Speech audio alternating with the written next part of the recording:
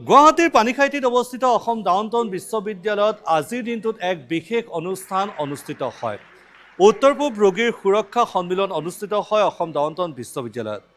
মহানগৰীত থকা downtown hospital কৰ্তৃপক্ষৰ উদ্যোগতে দিনজোৰা কাৰ্যসূচীৰে অনুষ্ঠিত হ'ল অষ্টম উত্তৰ পূব ৰোগীৰ সুৰক্ষা সন্মিলন। এই সন্মিলনত অংশ লয় উত্তৰ পূৰ্বাঞ্চলৰ উপৰিও ভূটান, নেপাল আদি দেশৰ প্ৰতিনিধিয়ে। দেশ বিদেশৰ প্ৰায় 5 শতাধিক প্ৰতিনিধিয়ে অংশ লোৱা এই সন্মিলনৰ মূল উদ্দেশ্য আছিল কামৰ মাজেৰে আনন্দেৰে ৰোগীৰ সুৰক্ষা। সন্মিলনতে ঔষধৰ সঠিক ব্যৱহাৰ, ৰোগীৰ প্ৰতি ল'বলগীয়া সহানুভূতি, ভূমিকম্পৰ সময়ত ৰোগীৰ ক্ষেত্ৰত ল'বলগীয়া সাৱধানতা সন্দৰ্ভত আলোচনা কৰা হয়। তদুপৰি ICUত ৰোগীৰ সুৰক্ষা, ক্লিনিকেল ডায়েটেটিছ আদি সন্দৰ্ভতো আলোচনা আগবঢ়ায় কেইবাজনো বিশেষজ্ঞই।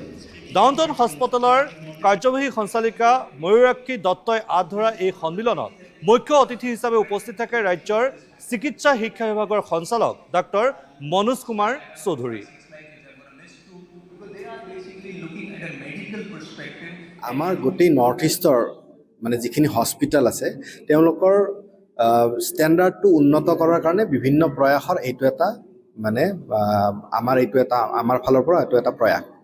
এতিয়া ইয়াতে ৰোগীৰ সুৰক্ষা সম্পৰ্কীয় বিভিন্ন দিশত আলোচনা হৈছে।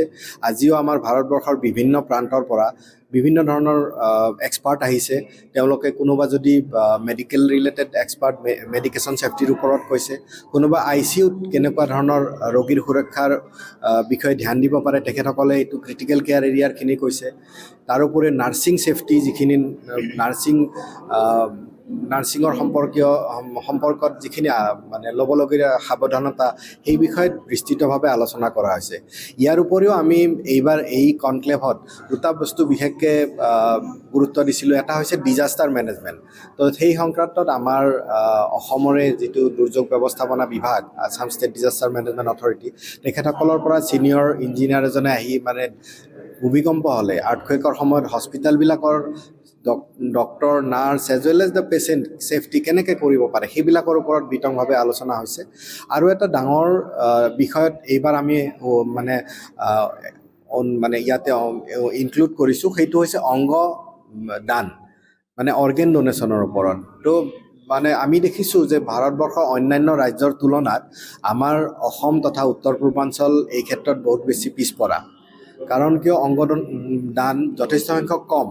তো সেইকাৰণে আমি এইবাৰ আমাৰ ফালৰ পৰা অংগদানৰ ওপৰত এটা বিশেষ ইয়াতে টপিক আমি ৰাখিছোঁ। তো এইটো আপোনাৰ মোহন ফাউণ্ডেশ্যনৰ এক্সিকিউটিভ ডাইৰেক্টৰ তেখেতে আহি ব্ৰিফ কাউন্সেলিং কৰা, আৰু সেইখিনি সময়ত মানে ICCU বা ICUত থকা সময়ত যেতিয়া মানুহজন ঘূৰি অহাৰ অৱস্থা নাথাকে, তো তেতিয়া কেনেকৈ অংগদান সম্পৰ্কে আলোচনা কৰিব পাৰি, বা এই গোটেই গভৰ্ণমেণ্টৰো মানে গোটেই চেণ্ট্ৰেল গভৰ্ণমেণ্ট হওক বা ষ্টেট গভৰ্ণমেণ্ট হওক তেখেতসকলৰো যথেষ্টখিনি সদিচ্ছা আছে অৰ্গেন ডনেশ্যনৰ কাৰণে এৱাৰনেছটো স্প্ৰেড কৰা।